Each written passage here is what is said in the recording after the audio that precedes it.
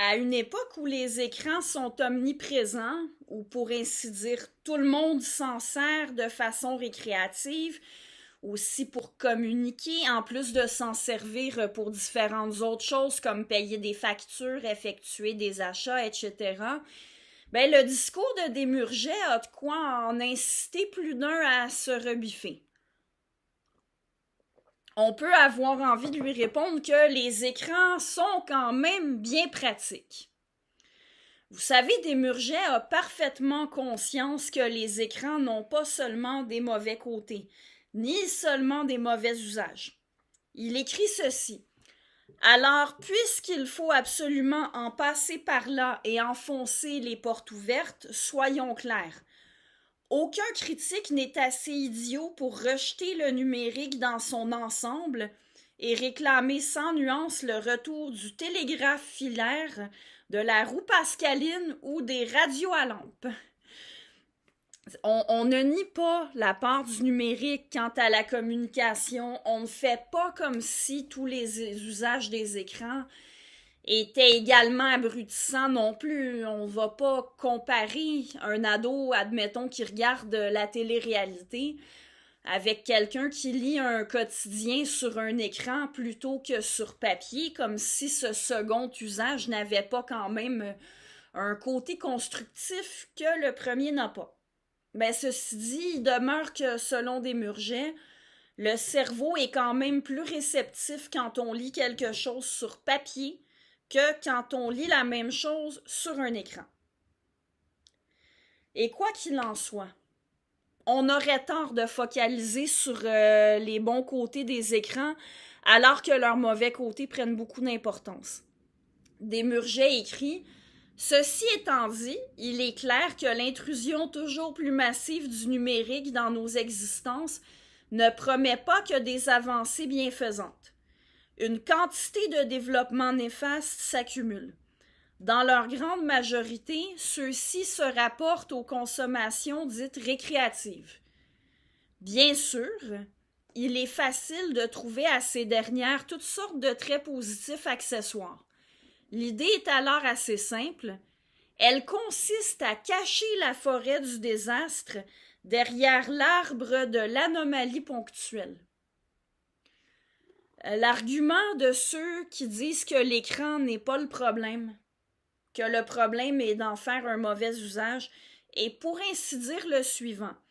Les écrans sont une bonne chose si on en fait des usages pédagogiques ou si on s'en sert pour faciliter le travail.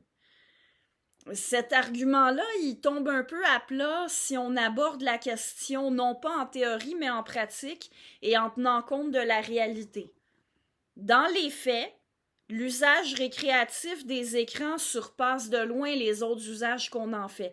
Alors même à supposer qu'il soit vrai que les usages pédagogiques et utilitaires ont surtout ou voire seulement des bons côtés, ben ce que ça voudrait dire, c'est que les écrans seraient bénéfiques si on les utilisait autrement. Ça ne voudrait pas dire qu'ils sont plus bénéfiques que nuisibles dans la réalité d'aujourd'hui. Et encore là, si l'usage des écrans à des fins éducatives, pédagogiques ou utilitaires peut avoir certains bons côtés, ce sont des bons côtés assez limités. Par exemple, en dehors des cours d'informatique comme tels, il vaut mieux un enseignement sans écran plutôt qu'un enseignement impliquant l'usage d'écran. Je rapporterai les explications de Desmurget à ce sujet-là dans d'autres vidéos, mais pour l'instant, je me contente de mentionner que, par exemple, suivre un cours donné par un enseignant dans une classe, c'est nettement préférable à regarder des vidéos éducatives sur Internet ou à la télé, et même à regarder des cours qui ont été enregistrés. Ah, je vous entends d'ici. Ceux qui veulent dire, mais écouter des vidéos éducatives, c'est quand même sûrement mieux que rien. Ah, sans doute. Mais depuis quand est-ce que mieux que rien, ça veut dire suffisant? Et depuis quand est-ce qu'il faut adopter une solution qui est mieux que rien, alors qu'on connaît des solutions qui sont bien meilleures que cette solution mieux que rien? Tenez, on vante l'apport potentiel des écrans pour l'éducation des enfants, mais c'est un potentiel qui demeure justement très potentiel, c'est-à-dire assez peu réel.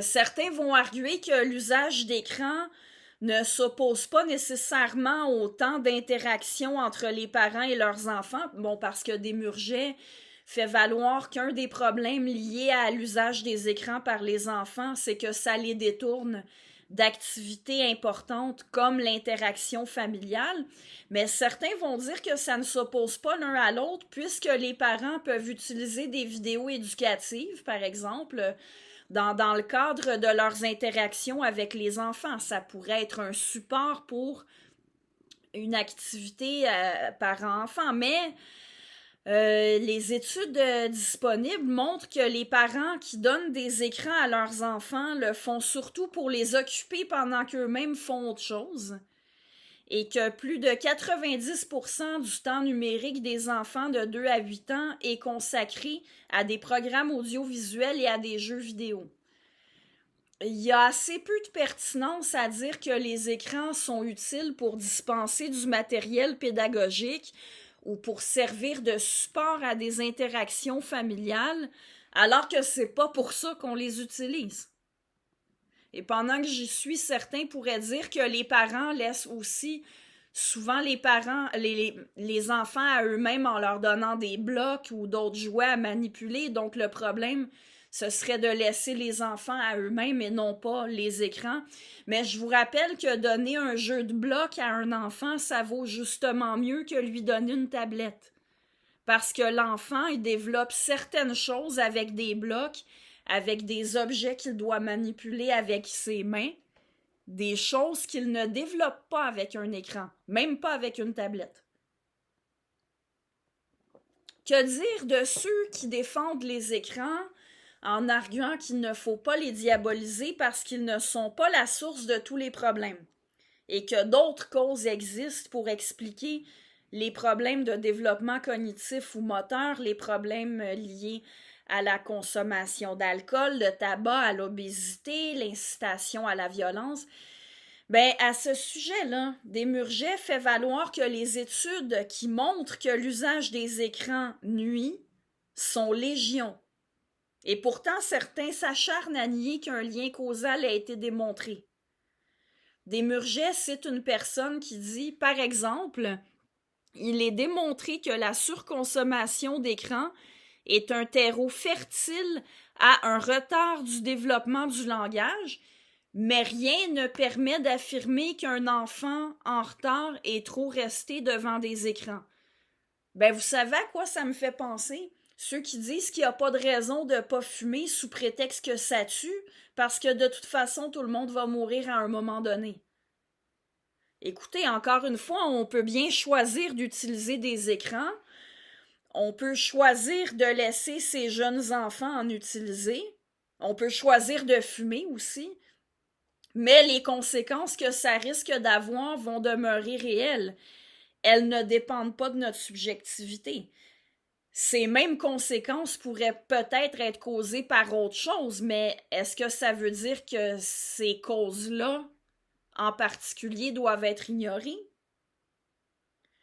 La prochaine capsule va porter sur les impacts de l'utilisation des écrans par les enfants. Je vais donner plus de détails sur l'impact sur leur développement moteur et cognitif. Puis par la suite, j'aborderai la question de la réussite scolaire et ensuite celle de la santé.